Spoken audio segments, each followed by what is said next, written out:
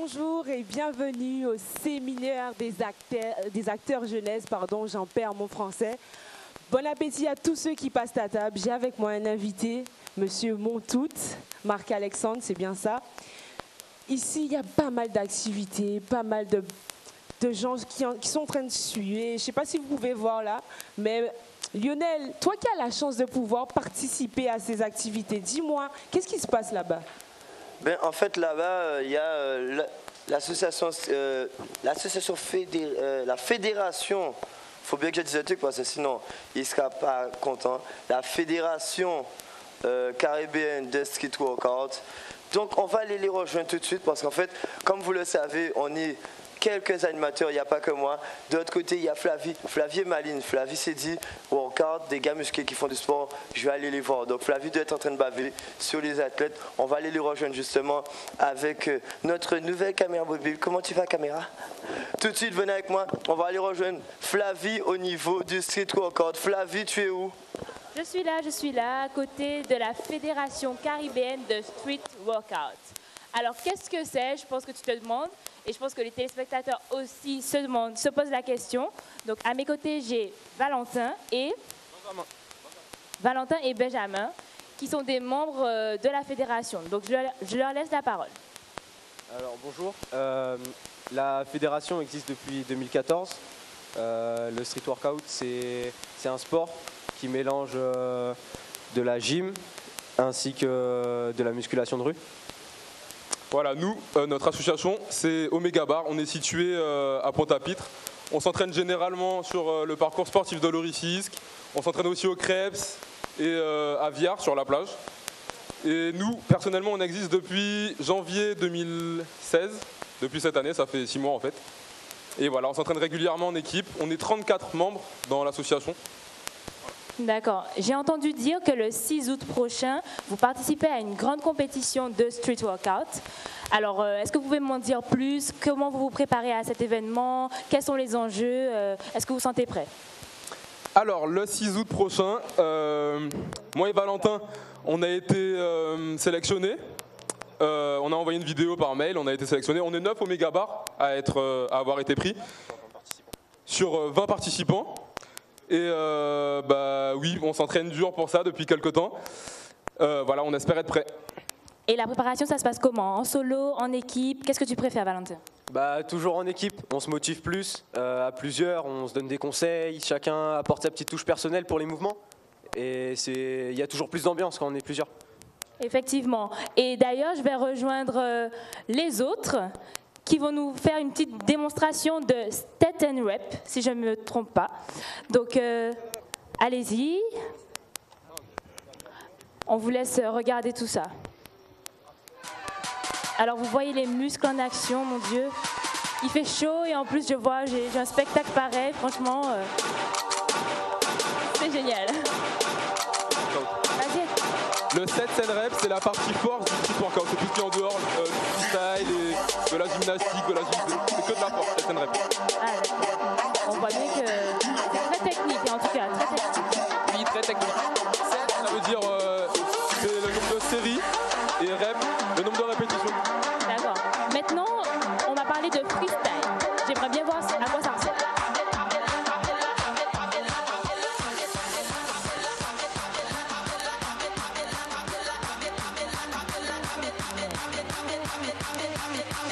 Alors, ils s'y mettent à plusieurs, tenir la structure, histoire qu'il n'y ait pas de risque. Ouais, ça bouge un peu à ce qu'on me dit. Alors, regardez-moi tout ça, mon Dieu.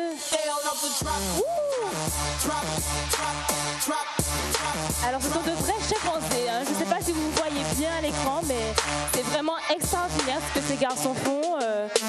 Je suis impressionnée. Oh là là là là. Oh là là. On comprend mieux pourquoi ils sont sélectionnés, n'est-ce pas? Vraiment super. Waouh. Allez, il frime un peu, il frime un peu. C'est parfait, franchement, rien à dire. Merci les garçons, c'était vraiment extraordinaire. Merci encore de votre participation aujourd'hui. On rappelle le 6 août, la compétition. Est-ce que je peux avoir le nom de la compétition, s'il vous plaît? La Kangaroo Pro Street Workout World Cup 2016. Étape qualificative pour la Coupe du Monde 2016 en catégorie freestyle. D'accord, merci. Allez, merci les garçons. Lionel, est-ce que je peux te repasser l'antenne? Oui, tout de suite, en fait, je suis juste à côté du plateau central, en fait, et je pense que je vais aller rejoindre les gars à la fin un peu de sport parce que les vacances arrivent. Bon, il faut un corps tu sais, les divas, mais version homme. Il nous faut un truc comme ça là pour aller frimer pendant les vacances. Donc, je vais vous laisser. Je vous laisse avec Alexa juste à côté. Je reviens tout à l'heure. Apparemment, il y aura d'autres activités. Alexa, je pense que tu as un invité avec toi. C'est à toi de jouer. Effectivement, j'ai un invité très secret avec moi et j'ai pas envie de vous en dire plus. Je vous laisse regarder un peu une petite vidéo qui vous dira un peu plus de qui il est.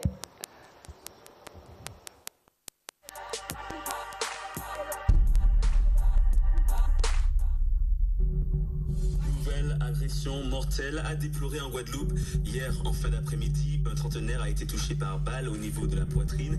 Les circonstances et le mobile restent floues. Il tirait et on ne savait pas ce qui se passait devant. J'étais avec une amie, on s'est donné la main et on a dit il faut appeler le Seigneur, il faut après-midi à Cap-Esther-Bello, il a été abattu dans une station-service vers 18h par un individu à moto.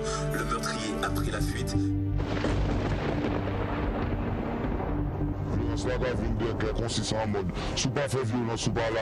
Faut pas non plus stigmatiser la Guadeloupe comme un pays violent.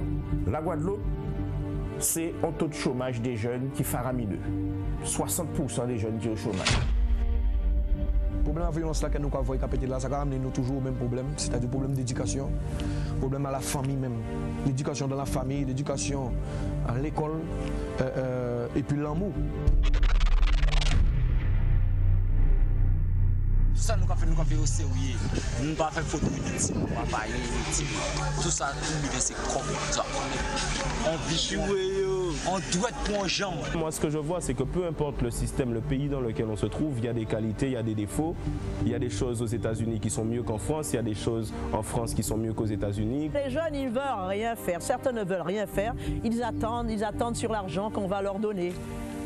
Mais il faut aussi se donner 3 tapes dans les fesses pour réaliser l'œuvre, comme je dis, car il y a des choses à faire en Guada. C'est pour ça que Guada, c'est un pays béni. Comme ça, petit, donc ça reste rapide, donc tout le monde court, tout le monde a dit bon, violence par aussi, violence par là, alors que bon, des côtés aussi pas une violence, c'est pas tout le temps une violence. Les gens, ça vivent l'amour aussi, tu vois. C'est la même société, la même mutation, vous comprenez? Ça veut dire, pour moi même, violence même, pas une top violence Guadeloupe plus qu'auparavant, hein, parce que quand on est la même, non mais un homme qui a marié, mais pour moi, si nous sommes dans un pays violent même, c'est bien ça va être fait, vous comprenez ça veut dire? On a une société qui connaît une certaine violence, du fait précisément de la société moderne dans laquelle on est, c'est-à-dire une société où il y a de la crise, où il y a du chômage, où il y a beaucoup de licenciements, et donc tout ça est lié incontestablement. Violence pour ailleurs, faut nous songer stopper ça. On peut pas dire combien qui j'ai appris ça. Somme c'est garder Yanti Guadala. Violence là présent est toujours là, ouais. Le gouvernement n'a pas pris vraiment en compte qu'on ne peut pas assurer la sécurité des citoyens en Guadeloupe comme on le ferait dans l'Hexagone. C'est un de travail pour ne pas vendre drogue en communal, pour ne pas faire braquage en communal, pour faire péter à nos communes.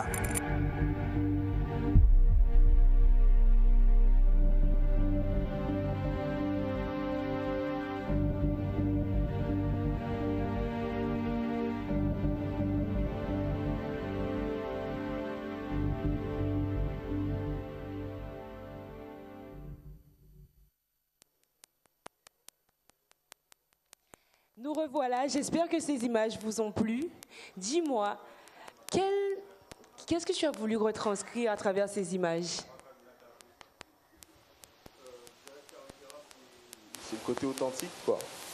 C'est-à-dire de ce qui se passe réellement en Guadeloupe. c'est un documentaire qui transpire vraiment quelque chose de vrai, quoi. Donc on se pose un petit peu la question, mais c'est une vision bien propre en fait de montrer la Guadeloupe d'une manière différente qu'on a pu la montrer dans différents reportages auparavant, quoi. Voilà. Super. J'ai entendu parler d'une manifestation qui se déroulera au MACT. Tu peux m'en dire un peu plus? Ben, c'est ce soir et en fait l'avant-première c'est ce soir. Voilà.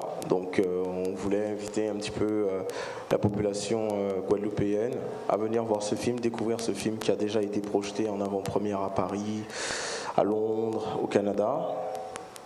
Toujours dans le cadre de projections privées pour faire en sorte que ce film, un grand nombre de personnes puissent le découvrir. Et on ne l'avait jamais encore fait en Guadeloupe. Donc, alors que c'était vraiment quelque chose de très très important pour moi, c'est de pouvoir justement montrer ce film aux Guadeloupéens. Voilà. Donc ce soir au Mémorial Lac, malheureusement, c'est blindé, c'est ça? C'est complet. Donc franchement, merci. Et donc on a quand même rajouté une date supplémentaire pour le 29. Et donc il reste encore de la place. Donc voilà, mais peut-être que pour ce soir, me semble-t-il que vous allez faire aussi gagner des places. Donc bon, s'il y a des jeunes qui sont, peu importe, les spectateurs qui nous regardent seront intéressés par ça, vous êtes les bienvenus ce soir. Voilà. Donc le rendez-vous est pris. J'espère que vous serez nombreux à participer à cette manifestation. Est-ce que tu as entendu parler d'une remise des prix aujourd'hui? Non, ça te dit rien? Non. Mais je pense qu'on va en parler un peu plus avec nos invités de la BRED, mais aussi du KJG. Je les invite sur le plateau à me rejoindre. Donc, en fait, un prix pour valoriser l'engagement jeunesse. D'ailleurs, voilà déjà le gros chèque qui arrive à côté de moi. Donc, je te propose qu'on se lève. Okay. Le KJG. Est-ce que vous pouvez un peu plus m'en dire sur cette remise des prix? Alors, au collectif Jeunesse Guadeloupe, on a une philosophie qui est celle qu'on est tous des petits colibris et qu'on peut tous porter notre pierre à l'édifice. Et donc, on a choisi, pour cette remise de prix, de récompenser quelqu'un qui, justement, est un colibri, qui fait beaucoup, qui fait beaucoup d'aller-retour à la source pour arriver à son projet, qui met force et abnégation malgré les difficultés pour y arriver. Qui a d'ailleurs besoin de force pour finaliser. Et on a choisi donc de donner à Marc-Alexandre ce prix de l'engagement parce que pour nous, une société qui fonctionne, c'est une société dans laquelle les citoyens prennent en charge leur société, qui n'attendent pas des uns et des autres qu'ils fassent, mais qu'ils fassent leur part à leur niveau, en tant que parents, en éduquant leurs enfants, en tant qu'étudiants, en militants, en tant que, quel que soit là où les gens peuvent faire, que chacun fasse ce qu'il a à faire pour que la société fonctionne mieux. Donc on est fiers et contents, surtout qu'on apparaît dans le documentaire sans le savoir. Ah bah oui, en fait, c'est votre contribution. De donner cette contribution à Marc-Alexandre. C'est sympa, merci beaucoup. Et à Marca Film, surtout la société de réalisation qui produit ce documentaire. Voilà. C'est super. Et bon, il y a quand même Irina Productions aussi qu'il fallait rajouter parce qu'ils sont aussi ils sont dedans. Mais un grand merci. Vraiment, ce documentaire, c'est aussi ça. C'est aussi de pouvoir fédérer toute la population, toutes les associations qui voudraient nous aider et de faire en sorte justement que ce film il soit vu par le plus grand nombre. Donc ça me touche, mais je sais que ça touchera beaucoup de personnes et que nous nous impliquons vraiment dans une dynamique de faire par nous-mêmes. Voilà. Et aujourd'hui, on est sur un super spot. Il y a plein de jeunes. Et Karukera, ça a été aussi une belle découverte. Donc, franchement, je vous encourage tous, effectivement, à continuer. Super initiative. Et merci encore pour le KJG. Je te remets donc le prix de l'engagement. Voilà. Ah ouais, carrément un diplôme. Ok, merci beaucoup. Franchement, très sympa. Voilà, maman, je suis diplômée. Donc ok, merci beaucoup, sympa. Est-ce que la BRED aurait un petit mot à faire passer? Oui, donc effectivement, nous sommes très fiers également de participer à cette manifestation qui encourage, soutient et accompagne les jeunes dans leurs projets. Donc c'est pour ça en fait que nous tenions à vous remettre ce chèque de 200 € pour vous encourager dans votre initiative. Merci beaucoup. Félicitations. Merci, merci encore. Merci. Donc, moment d'émotion avec cette remise des prix. Ah ouais, il s'y attendait pas du tout. Lionel, je ne sais pas si tu as vu, il y avait des larmes qui commençaient à couler. Même s'il a des lunettes de soleil, j'ai vu, t'inquiète, j'ai vu. Oui, j'avoue, quand on récompense l'engagement jeunesse, franchement, ça donne aussi envie aux nouveaux volontaires et à ceux qui ne sont pas encore dans le mouvement de venir nous rejoindre. Franchement, moi, je trouve que c'est une super initiative de remercier les associations qui mettent vraiment la main à la pâte parce qu'après, ça donne encore plus envie aux autres et ça va mettre une sorte de compétition amicale entre les associations pour faire le meilleur projet. L'année prochaine, ça va être encore plus lourd. Mais tout de suite, je pense qu'il y a un match de Caribbean Bubble en cours là. Je pense qu'on devrait aller voir ça vite fait. Alors, Kribiche qui apparemment est avec une jolie invitée. Kribiche, dis-moi, tu es avec qui?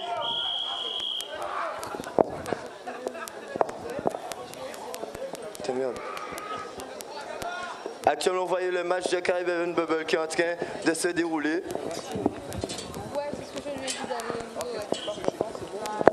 Match épique sous la chaleur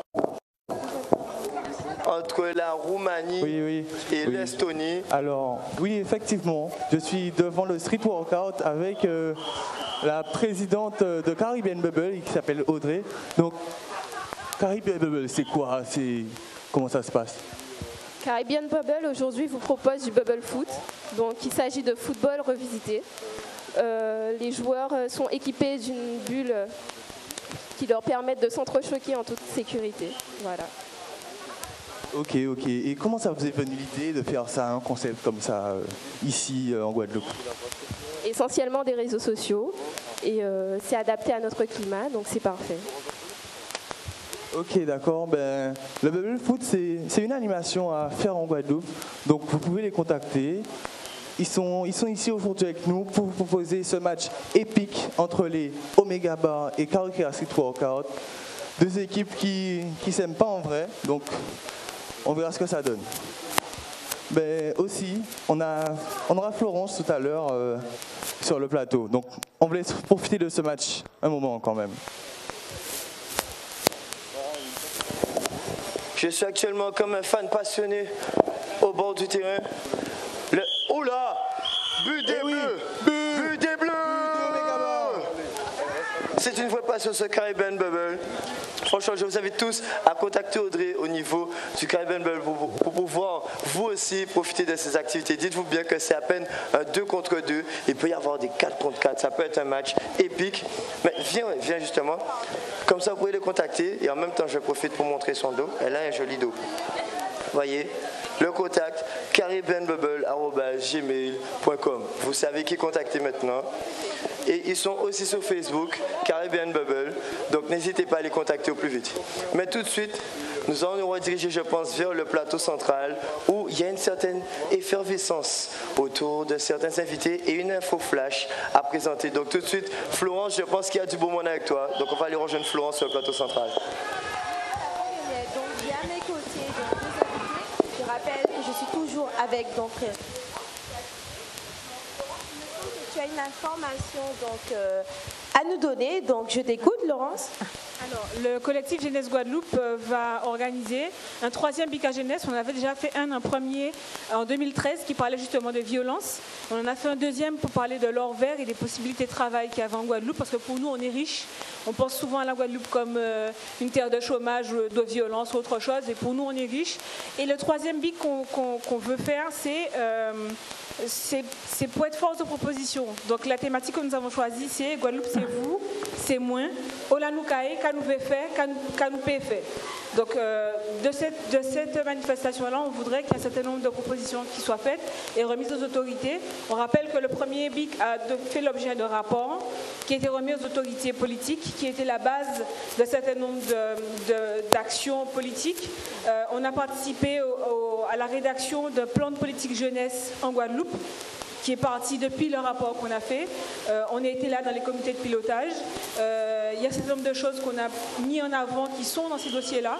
C'est-à-dire que par exemple, l'envers, c'est important, il faut en parler à la jeunesse. La citoyenneté, c'est important, il faut en parler à la jeunesse. Donc on voudrait aller plus loin. Et donc l'idée, c'est qu'au mois d'août, on se retrouve le 21 août au Paul Chonchon, enfin, au Palais des Sports Paul Chonchon, à Pointe-à-Pitre, pour parler justement de notre société guadeloupéenne et de ce qu'on voudrait en faire. Donc pour tous ceux qui voudraient des renseignements, qui voulaient tout simplement nous aider à le faire parce qu'on a besoin de bénévoles, ils peuvent nous rejoindre sur la page Facebook du collectif Jeunesse Guadeloupe, collectif Jeunesse Guadeloupe en créole. Donc voilà. Donc, merci beaucoup Laurence. Donc n'oubliez pas, hein, le 21 août, on vous attend au Paul Chonchon donc, pour ce 3e Bika Jeunesse. Mais maintenant à mes côtés, j'ai un invité, donc un homme qui a beaucoup de facettes. Donc il est à la fois écrivain, il a que nous verrons un petit peu plus tard. Donc j'ai à mes côtés donc Steve Gadet alias Fola. Donc bonjour. Bonjour, content d'être là. Merci. Moi aussi, je suis ravie d'être avec vous. Donc, si nous vous avons invité aujourd'hui, c'est pour parler donc, de votre engagement littéraire, mais également de notre engagement que vous avez.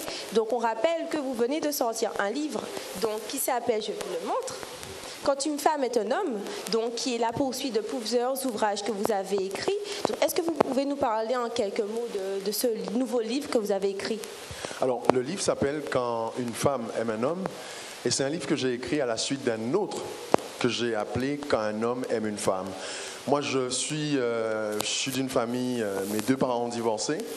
Donc, le sujet du couple, comment est-ce qu'un couple fonctionne, pourquoi ça marche pas, c'est quelque chose qui m'a agrippé dès ma jeunesse. Donc, pendant de longues années, j'ai beaucoup réfléchi dessus, je me suis beaucoup documenté. Moi-même, j'ai été en couple et je suis en couple. Donc, à un moment donné, comme je suis écrivain, les écrivains, ils écrivent sur tout ce qui les touche, tout ce qui les passionne. À un moment donné, j'ai pris la plume simplement pour pouvoir parler des relations hommes-femmes chez nous en Guadeloupe et en Martinique. D'accord. Donc, le Steve Gadet qui nous parle donc, dans cette œuvre, c'est vraiment celui que vous êtes au fond, c'est vraiment le jeune Steve Gadet qui nous parle. Donc, j'ai compris que la littérature est quelque chose qui vous touche, qui vous tient à cœur depuis des années. Donc, en plus de ça, donc, vous avez écrit de nouveaux ouvrages et il me semble que vous faites un travail avec des jeunes à travers cette littérature. Est-ce que vous pouvez nous en parler un petit peu plus? Alors, c'est vrai que je crois dans le pouvoir des livres, le pouvoir de décrire sur sa vie. Donc, j'ai un atelier d'écriture créative que je mène depuis 3 ans environ à la prison de Ducos en Martinique. Je crois aussi dans la réhabilitation. Nos prisons sont surpeuplées et donc tout ce que nous, citoyens, on peut faire pour réhabiliter, pour donner des ressources à ceux qui y sont, lorsqu'ils vont sortir, qu'ils puissent être plus équilibrés et plus à même de devenir des citoyens actifs, il faut le faire. Donc, ce que je fais au quartier des mineurs, à la prison de Ducos, j'y vais toutes les 2 semaines et j'ai un atelier d'écriture où j'ai des élèves qui viennent. On fait au moins 3 choses. La première, c'est qu'on échange, on parle, on débat. La deuxième, c'est qu'on écrit sur des thèmes de vie qui nous parlent. On choisit 4 thèmes et les jeunes se mettent d'accord pour écrire dessus sur la forme qu'ils veulent. L'essentiel, c'est de faire sortir ce qu'ils ont au fond d'eux. Je crois vraiment que quand quelqu'un est capable de s'exprimer, de dire ce qu'il a au fond de lui, ça peut prévenir la violence. Et puis la troisième chose qu'on fait dans ces ateliers-là, on lit.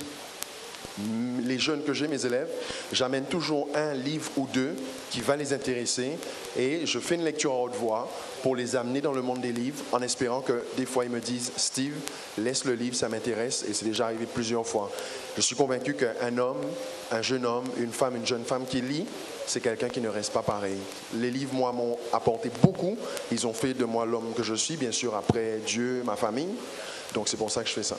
D'accord, donc pour vous, la littérature, c'est vraiment un moyen pour favoriser l'insertion, pour permettre à tous ces jeunes de s'exprimer, d'exprimer ce qu'ils ont au fond d'eux, hein, comme vous l'avez fait, puisque, comme on l'a dit tout à l'heure, vous écrivez vraiment sur les relations humaines. Est-ce que c'est votre métier d'historien qui vous a amené à écrire sur les relations humaines entre hommes et femmes en Guadeloupe, mais également en Martinique? On dira que mon métier d'historien a joué un rôle, puisque j'écris à la lumière de notre histoire. Je suis conscient de ce qui s'est passé dans notre pays. Donc quand je parle des relations hommes-femmes, je ne le fais pas comme un Français de France ou comme un Américain le ferait. Je le ferai comme un Guadeloupéen, comme un Antillais, un Caribéen. Maintenant, ce n'est pas principalement mon métier d'historien, c'est plus ma vie à moi d'homme, ma vie de jeune homme qui a grandi en Guadeloupe et qui a vu des couples marcher, des couples ne pas marcher, qui a vu ses parents se séparer. Donc c'est ça qui très tôt m'a mis la puce à l'oreille. Après, depuis environ 15 ans, je m'informe beaucoup, je lis beaucoup de psychologues, des conseillers conjugaux. Dès que j'ai l'occasion d'aller dans des séminaires, je m'intéresse beaucoup. Je parle avec des couples aussi, des couples qui ont 60 ans de mariage, des couples qui ne sont pas mariés. J'aime savoir comment ça fonctionne, qu'est-ce qui fait que ça peut fonctionner mieux, et je le fais de manière très humble. Donc vos 2 livres sont vraiment un moyen pour permettre à tous ces hommes, à toutes ces femmes qui se posent des questions sur les relations humaines, sur les relations hommes-femmes, de pouvoir un petit peu mieux comprendre. Donc vous n'agissez pas comme un historien, comme un sociologue, mais vraiment comme un homme qui a vécu une relation et qui veut vraiment écrire et se délivrer de certaines choses. Absolument, c'est ça. Quelqu'un qui écrit de manière très simple, très humble. Je n'écris pas d'en haut pour dire voilà, il faut faire ça, il faut faire ça, il faut faire ça. Non, j'écris d'en bas en disant moi, voilà ce que j'ai vécu, voilà ce que je n'arrive plus à faire, voilà ce que j'arrive à faire. J'essaie d'écrire de manière très simple et très humble parce que c'est pas évident, mais je pense qu'on peut toujours mieux faire. Voilà. Donc vous êtes vraiment la preuve que la littérature n'est pas un travail besogneux, mais vraiment quelque chose qui permettrait à tout homme, à toute femme également, à tous enfants de s'améliorer, de grandir et d'apprendre la vie, d'apprendre la culture, de s'enrichir. Donc il me semble que, en plus d'être écrivain, d'être professeur, vous avez une autre facette que vous allez nous dévoiler. Donc moi personnellement, j'ai hâte de voir ça. Yeah. Ok, ça marche, ça roule, je suis prêt. Et cette facette-là, c'est le peura. À la base, je suis un rappeur, je suis un MC. C'est comme ça que j'ai commencé à écrire. Je n'ai pas commencé à écrire sur les bancs de la fac ou écrire forcément en faisant des livres. Les premiers trucs que j'ai fait, c'était à écrire du rap dans ma chambre. J'ai commencé en 98 et j'ai jamais lâché le stylo. Et donc à la base, c'est ça, je fais du peura, j'aime ça, le vrai rap, le bon. D'accord. Donc du coup, le rap pour vous, puisque le rap c'est une forme de littérature, puisque c'est un art. Oui. C'est comme si c'était du slam, c'est vraiment un moyen pour vous d'enchaîner, de parler, de raconter un petit peu à la manière d'un poète, la vie, ce que vous faites, ce que vous avez vécu, vraiment. Pour moi, le rap, ça me permet d'exprimer ma créativité.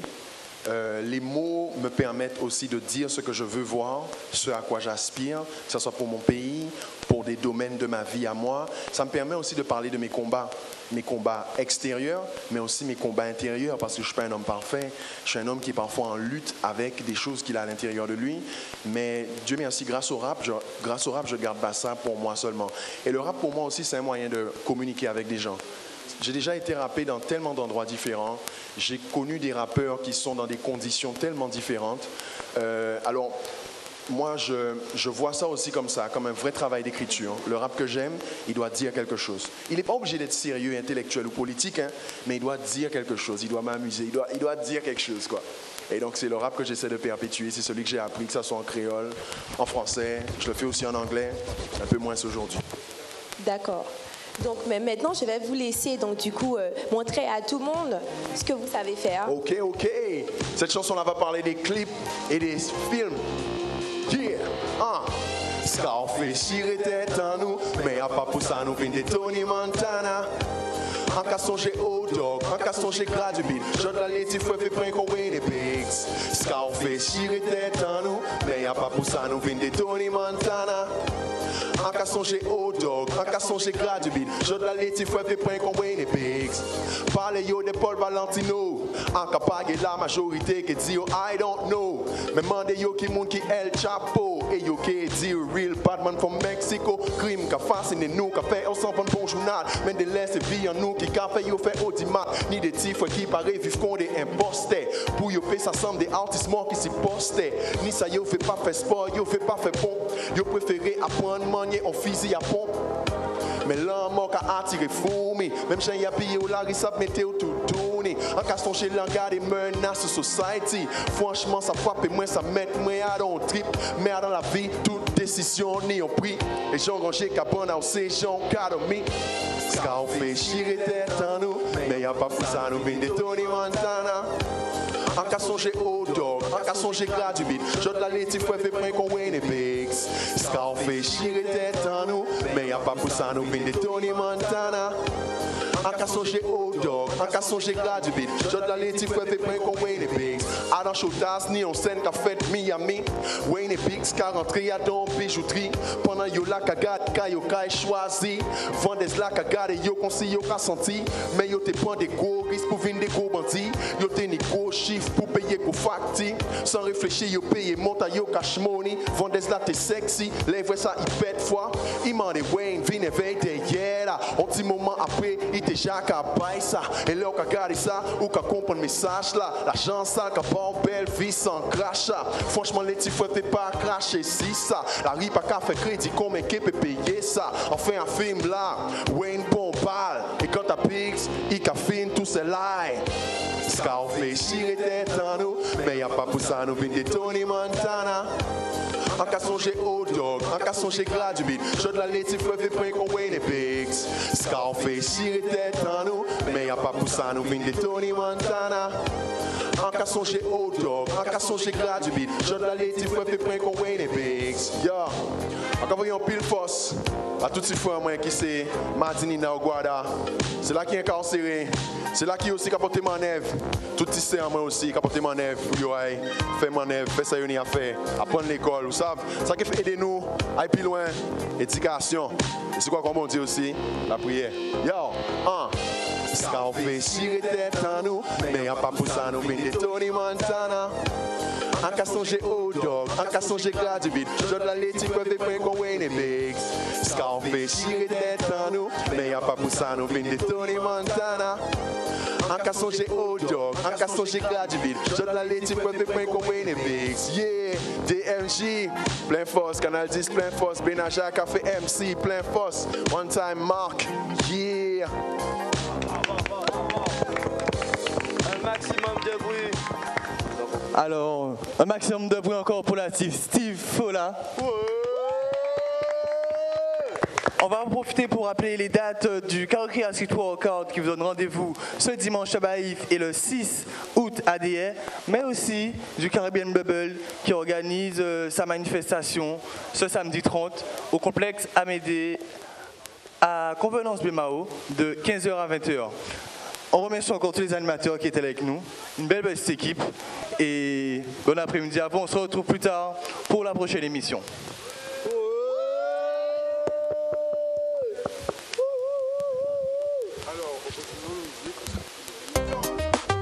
Mike is on.